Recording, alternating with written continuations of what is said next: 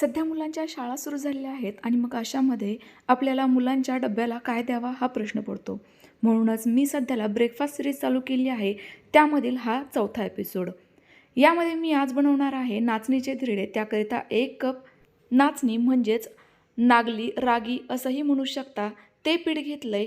2 चमचे तांदळाचं पीठ, चवीनुसार मीठ आणि थोडीशी बारीक चिरलेली कोथिंबीर घेतली. आता यामध्ये गरजेनुसार थोडं थोडं करत पाणी घातलं आणि बघा अशा पद्धतीचं सरसरीत मिश्रण तयार करून घेतलं.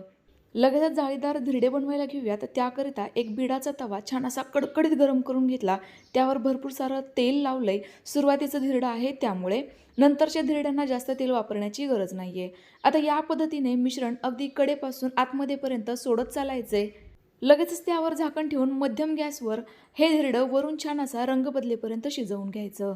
साधारण 5 मिनिटानंतर झाकण खोलायचे आणि लगेचच धिरडं पलटवून दुसऱ्या साईडने देखील शेकवून घ्यायचं.